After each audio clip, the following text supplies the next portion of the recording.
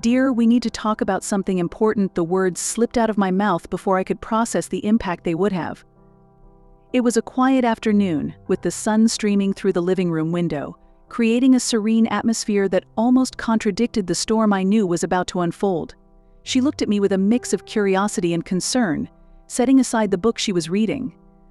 "What happened?" she asked, a hint of hesitation in her voice. I took a deep breath, trying to muster the courage to continue. "You know how my mother has always dreamed of renovating her dacha," I began, attempting to set the context for the bombshell I was about to drop. The dacha, a country house where my mother had spent much of her life, needed urgent repairs. The walls were peeling, the roof was leaking, and the once flourishing garden was now overrun with weeds. I knew how much this affected her, the sadness in her eyes every time we visited. "I've made a decision. I took out a loan to help her fulfill that dream." The words sounded almost surreal as I said them aloud. I watched as her expression shifted from serenity to surprise, and then to concern. "A loan? But how? You're not working." She started to grasp the implications before I could finish explaining. "My mother has dreamed of renovating her dacha for years," I continued, trying to justify my decision.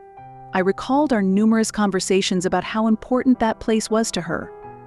The dacha was not just a house, it was a piece of our family history, a place filled with happy memories. Since my father passed away, it had become even more significant, a way to keep his presence alive in our lives. I told her about the last time I visited my mother.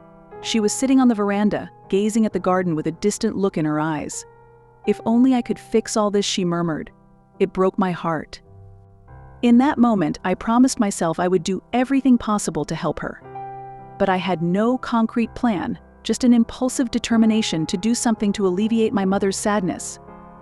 I know it seems foolish, but I couldn't bear to see my mother suffer. The emotion in my voice was palpable. She had always been my pillar of strength, and seeing her so downcast affected me in a way I couldn't ignore. I did this because I wanted her to be happy, to have a place where she could feel at peace again. I looked at my wife, hoping she would understand, even a little, the motivation behind my decision. I made a decision without thinking of the consequences, I admitted, feeling the weight of my actions. One day, I decided to go to the bank, determined to get the money somehow. The manager was very kind and explained the loan terms in detail. At the time, everything seemed simple. I signed the papers, almost as if in a trance, focused only on the idea that my mother would finally have the house she always dreamed of. While leaving the bank with the contract in hand, a mix of euphoria and anxiety washed over me. Euphoria because I could finally fulfill my mother's wish. Anxiety because deep down, I knew I was taking on a responsibility I couldn't handle alone. I went home with my heart racing, trying to convince myself that everything would turn out fine in the end. It was an impulsive decision I repeated to myself countless times, trying to rationalize my act.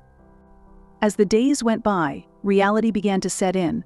The first loan installments arrived, and that's when the magnitude of what I had done became clear. I had no way to pay those installments, not without her help. I knew I was asking a lot, but I felt I had no other option. She needed to know, and we had to find a solution together, no matter how difficult. I took out a loan to help her, I repeated, hoping that saying it aloud again would lessen the weight of the situation. She stood up, began pacing around the room, clearly trying to process everything. The impact of my decision was immense, not just for me but for us as a couple. "How could you do this without talking to me first?" The question was laden with pain and disappointment. I understood. I really did. But at the time it seemed like the only thing to do. I tried to explain how desperate I felt, the urgency to do something for my mother. I was just thinking about helping her. I didn't think about the consequences, about the impact it would have on us. Every word seemed to widen the chasm I felt opening between us. "You know I would have helped you if you had talked to me first. Now we're in this complicated situation, and we have to find a way out together." The atmosphere in the room became heavy, an uncomfortable silence filling the space between us. Finally, she stopped pacing and looked at me with tears in her eyes. "This isn't just about the money, it's about trust, collaboration. I expected that we would make such important decisions together." The reality of what I had done was laid bare, raw and exposed, and I knew there was no going back. Somehow we would have to face this together. "I don't work, so you'll have to pay." The words sounded cold and harsh, but they were the stark, raw truth of the situation. She took a deep breath, clearly trying to keep her composure. "So, not only did you take out a loan without consulting me, but now you're telling me I'm the one who has to pay." The frustration in her voice was evident. I had no way to soften this. It was a fact. I tried to explain my situation, how I was trying to find a job, but opportunities were scarce. "I didn't want this to fall on you, but I have no other choice. I'm trying, really, but things are tough." I knew they were just words, but I needed her to understand that I wasn't simply offloading all the responsibility without good reason. She remained silent for a long time, absorbing everything. "So what are we going to do now finally?" A question that wasn't loaded with judgment, but a search for solutions. We needed to face this together, as a team, no matter how hard it was. "Let's go to the bank at lunchtime, pay the loan, and then discuss how to deal with the upcoming installments." It was a small step, but at least it was a start. We knew the road ahead would be full of challenges, but we also knew that somehow we would have to find a way to overcome this together. She was shocked by the news. Her expression, which had been one of curiosity and concern, turned to pure astonishment. "How could you do this without consulting me?" she asked, her voice trembling with disbelief. It was as if an invisible barrier had risen between us at that moment. I could see the confusion and pain in her eyes, and it hurt me deeply. She stood up abruptly, pacing the room. "This is serious. Alone?" Without even talking to me, her voice grew louder with each word. I felt helpless, watching the woman I loved so affected and unable to do anything to ease her suffering. "I can't believe you did this," she repeated, as if trying to grasp the reality of the situation. I wanted to reach out to her, to hug her, but I knew she needed space to process everything. "Please understand, I didn't want to hurt you. I thought I was doing the right thing to help my mother," I tried to explain, but I knew my words sounded empty in the face of what I had done. The heavy silence that followed confirmed that our lives would never be the same. She felt betrayed by the lack of communication and consideration.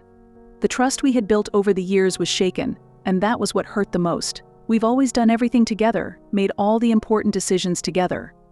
"How could you think this would be different?" she said, her voice laden with pain. I could feel the weight of the betrayal in every word, in every look. As she spoke, my mind went back to all the moments we had relied on each other, the decisions we had made as a team. I was desperate. "I didn't want to burden you with another problem," I said, trying to justify the unjustifiable. But I knew that, deep down, nothing could erase the fact that I had acted impulsively, without thinking of the consequences for our relationship. She finally sat down, exhausted by the intensity of the emotions. "This isn't just about the money, it's about trust. How can we move forward if we can't trust each other?" she asked, more to herself than to me. I knew it would take time to rebuild the trust I had broken, and that scared me. We needed to find a way to overcome this together, but I knew it would be a long and difficult road. The conversation turned into an intense argument. The words began to come out fast and sharp, cutting through any attempt at reconciliation. "You didn't even think about the consequences for us," she accused, and I knew she was right. I was trying to do something good, but I ended up making everything worse, I replied, my voice faltering under the weight of guilt. Every phrase seemed to fuel more anger and frustration. "You put all the responsibility on me, without even considering how this would affect me," she continued, and the truth of her words was like a punch in the gut. I desperately wanted to find a way to reconcile, but every attempt seemed only to aggravate the situation. "What else are you hiding from me?" she asked, her voice full of distrust. The intensity of the argument was increasing, and I realized that we were getting further away from finding a solution. "We need to stop fighting and think about how to resolve this," I said, trying to bring some reason into the conversation. But I knew it would be hard to put the emotions aside. "You say that now, but you've already done so much damage," she replied, and I knew I had a lot of work to do to regain her trust. "We need to find a solution together," we finally said, almost simultaneously.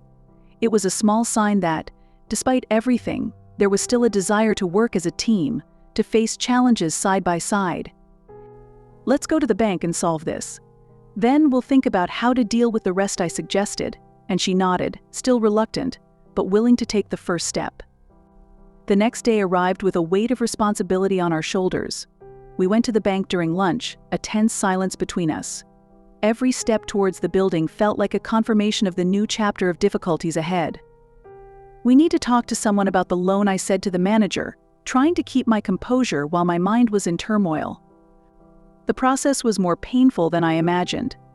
Explaining the situation, listening to the options, and trying to find a solution that wouldn't further compromise our financial future. She was by my side the whole time, and that gave me a bit of strength. "We'll get through this," I said, more to myself than to her. I knew it would be a tough road, but at least we were taking the first step together. She realized she would have to deal with the financial consequences. The reality of what that meant began to set in more deeply and painfully. "We need to make a plan, organize our finances in a way that we can manage the installments," she said, already assuming the role of resolving the situation. Her strength and determination impressed me, but also filled me with guilt for having placed so much burden on her. We started reviewing our budget, cutting unnecessary expenses, and trying to find ways to save. "Every penny now matters more than ever," she commented as we noted everything down. "We'll need to be very disciplined," I agreed, knowing this was just the tip of the iceberg. We needed not only to deal with the loan but also to regain our financial and emotional stability. The following days were a mix of planning and adaptation. We were learning to navigate this new reality, where every financial decision carried significant weight. "We'll get through this, one way or another," she said one night as we reviewed the accounts once more. Her optimism was a light in the darkness I had created. I knew that, with time and a lot of effort, we could find a way out of this situation, stronger and more united than before. The next morning, we decided to face the situation head-on. Breakfast was silent, weighed down by the decisions we needed to make. We knew we couldn't postpone it any longer. "We have to start acting today," she said, with a firmness that gave me a bit of hope. I nodded, aware that the first step would be the hardest but also the most crucial. We began listing all the debts, expenses, and any possible sources of income. The outlook was daunting, but necessary to have a clear vision of what we were facing. "We need to be realistic and honest about our situation," she said, and I knew she was right. Every number on the paper represented a piece of our future that we needed to reclaim. After hours of discussion and planning, we finally had an action plan. "Let's focus on paying the loan installments first, then we'll deal with the rest," she suggested, and I agreed. We knew it would be a long road, but at least now we had a starting point. The important thing was that we were doing this together, and that was already a big step in the right direction. "We need to go to the bank at lunchtime to resolve this," the words echoed in my mind as we prepared for the visit. We knew this would be a decisive moment. "Let's settle this first installment and ask for guidance on how to proceed," I said, trying to stay calm. She nodded, and together we left home, determined to face another challenge. Upon arriving at the bank, the cold, formal atmosphere heightened our anxiety. We approached the teller, explaining our situation. "We'd like to discuss options for loan repayment and possible adjustments to the terms," I said, trying to be as clear and direct as possible. The teller guided us to a meeting room where we could discuss privately. The conversation with the bank manager was long and exhausting. We explained the entire situation, from the impulsive decision to our current inability to pay the installments alone.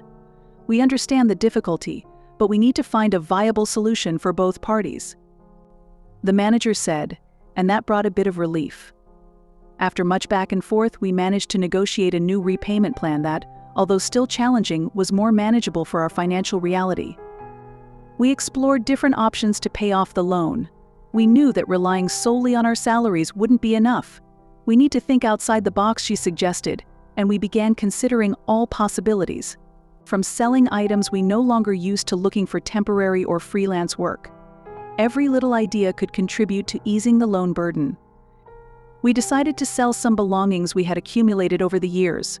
"We don't need 2 TVs," she said, and I agreed, listing the item online.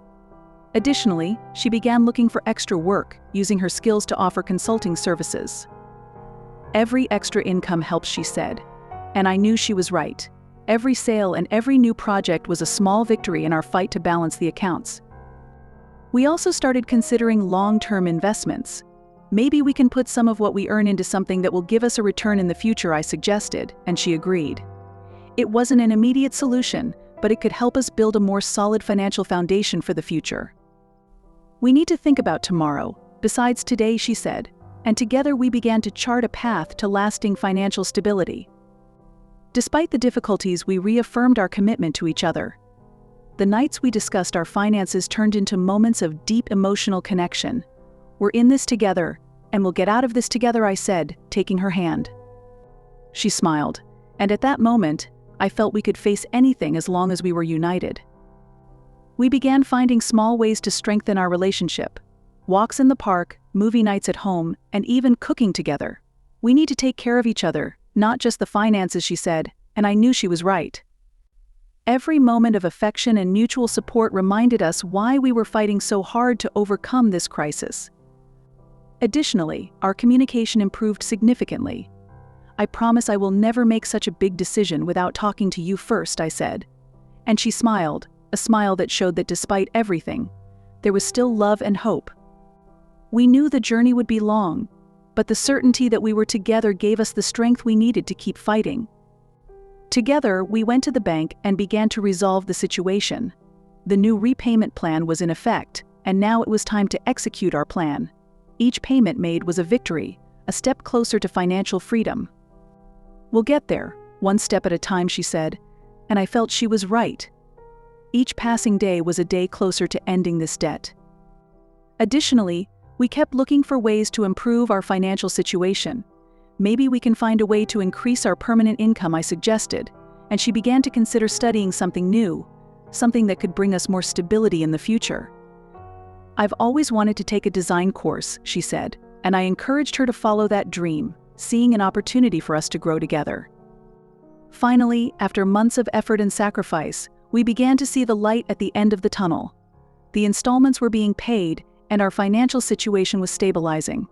We did it, she said with a sigh of relief. We knew the journey wasn't over, but we had proven that together we could overcome any obstacle, and that was the most important thing.